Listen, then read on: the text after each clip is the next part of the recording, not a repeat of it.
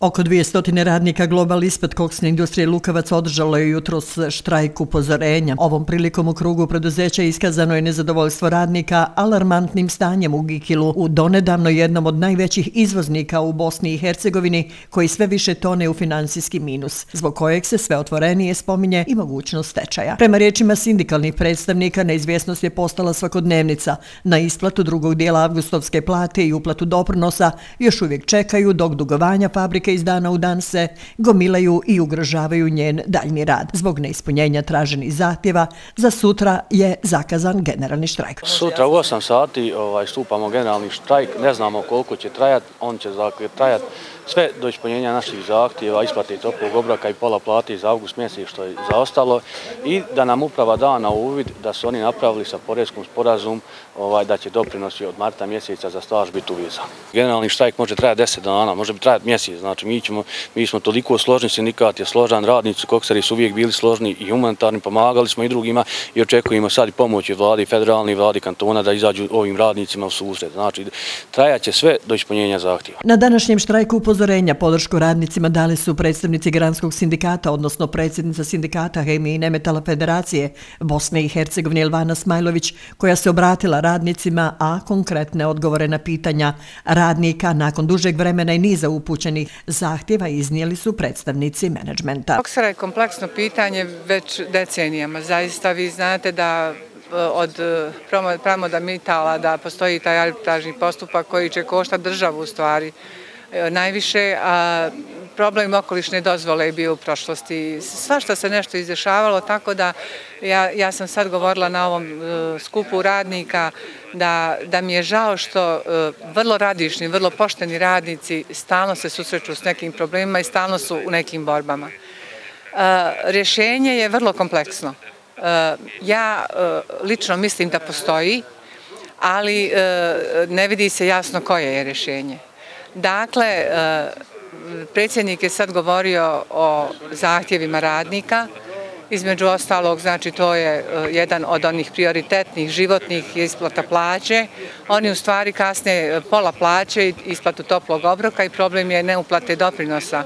Ali evo radi se sa poreznom upravom na protokolu, za potpisivanju protokola da se to nekako na rate, da se to dogovori, da tu ne bi bilo smetnje. Što se tiče daljeg rješenja, postoji mogućnost kontrolisanog stečaja. Stečaj kao stečaj može biti dobra stvar i mnogo puta su stečaji ozdravili firme. Ja sam rekla, jučer smo znači bili na sastanku u vladi, primio nas je premijer Nikšić i ministar Vedran Lakić, jer sam im objasnila da ovdje mi samo spominjemo koks. Ova fabrika je u stvari sastavljena od više fabrika. Mi tu imamo i anhidrid malinske kiseline koji je uvijek pozitivno poslovao. Ima pogon azotare koja je zatvorena. Moj lični stav je da taj pogon može da se revitalizira i da radi jer i on je isto jako profitabilan. I koks normalno. Koks je na svjetskom tržištu problematičan zbog cijene, zbog uvoza jako puno koksa iz Kine i u državama kao što je recimo na primjer Poljska, tu je država subvencionirala da bi opstala koksara. Ovdje je u ovom krugu koji vidite su sami radnici uprava i oni se sami zaista bore. Mi smo bili u kantonalnoj vladi gdje nismo dobili nikakve konkretne, mislim u kontaktima smo bili, nema konkretnih nikakvih zaključaka ni obećanja, ali evo jučer smo dobili to obećanje premijera da će pokušati da praktično arbitrira u tim nekim situacijama i mogućnostima da uđe strateški partner. Zahtjev radnika su totalno legitimni. Firma je u teškoj situaciji već neko duže vrijeme. Svaki radnik naravno ima pravo i na štrajk. Mi smo jučer se u sve najveće napore uspjeli da isplatimo pola plate. Pokušavamo da do kraja sedmice i ostatak, ali međutim, kolika je situacija teška da već dok pričamo blokada je neka stigla na račun. Pa se valja i to rješavati. Tako da nadamo se da će sve proći u najboljem redu, radnicima, kako se rekao, sva prava da štrajkuju, a mi ćemo se potruditi što više možemo da do kraja sedmice riješimo ovaj problem. Koksara se trenutno suočava sa više milionskim dugovanjima prema Elektroprivredi Bosne i Hercegovine, Željeznicama Federacije, dobavljačima i bankama, što dovodi u pitanje nastavak proizvodnje i opstanak fabrike. Mi smo imali doista visok gubitak iz poslovanja u 2024. godini. On je premašio 100 miliona maraka i to je inače znači kao općenito u našoj branši, znači da se događaju gubici u svim fabrikama, u svim industrijama koji su vezane za proizvodnju čelika i željeza. To je nažalost tako globalno na tržištu. Razlog tome su niske cijene koksa, a relativno visoke cijene uglja. Mi u toj razlici cijena uglja i koksa ostvarujemo višak vrijednosti s kojeg zadovoljavamo i potrebe za isplate plaća. Dugi sad niz mjeseci je slučaj kada imamo tu negativnu razliku. Mi te gubitke smo nosili i ovaj današnji štrajk upozorenja posljedica je tih događaja. Mi smo i prošli mjesec imali sličnu situaciju da je pola plaće kasnilo radnicima. Inače imamo praksu isplate plaće, jedna polovina pa zatim druga polovina. I tada su radnici izrazili nezadovoljstvo, ali nije došlo do najave štrajka niti štrajka upozorenja. Uspjeli smo to riješiti prije nego je bilo potrebe za to. Nadam se da ćemo i ovaj puta uspjeti, iako nam je iz mjeseca u mjesec sve teže rješavati takve probleme. Blokada koju je direktor spomenuo, sporadična je, pa tome doprinosi negativan publicitet koji sad naša firma uživa, vjerovatno malo se i povjerioci i plaše svih tih informacija koje općenito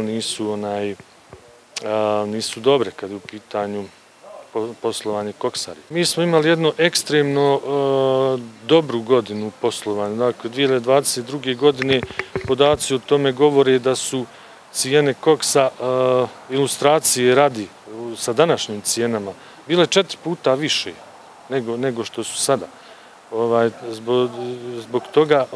Zbog toga smo imali opet onu razliku između cijena koksa i uglja u našu korist. Ta godina je bila jedan period, nije se samo odnosilo na 2022. i dio 2021. i 2023. to zahvatilo, ali to bio jedan period kada je opet čitava naša branša bila u dobrom poslu. Ja bih rekao i čitava privreda u Bosni i Hercegovini. Mislim da je bilo i mnogo i novca u opticaju za koji se sada osjeti da ga je sve manje, kako na domaćem, tako i na stranom tržištu. Ovo je jako važno i možda je to i naše službe, stručne službe se bave tim istraživanjem kako se odvijaju stvari na globalnom tržištu uglja, koksa, čelika. Tu su jako negativni trendovi i kažem, bilo bi dobro kada bi naše i javne službe se pozabavile tim problemom, trendovima i da uoče neke probleme koji će nadoći, vjerujem, za cijelu naše društvo i za privredu. I to se nazire i općenito kroz ovu industriju i koja obuhvata uopšte proizvodnju na bazi ovih fosilnih goriva, naročito uglja. Kako do štrajka upozorenja nije došlo do ispunjenja traženih zahtjeva radnika, radnici su za sutra, 2. oktobar, najavili generalni štrajk gdje će blokirati pružni prijelaz i teretni ulaz u Azotaru. Od toga, kako su kazali, neće odustati dok se njihovi zahtjevi ne ispune, a to je prevashodno isplata plate i doprinosa.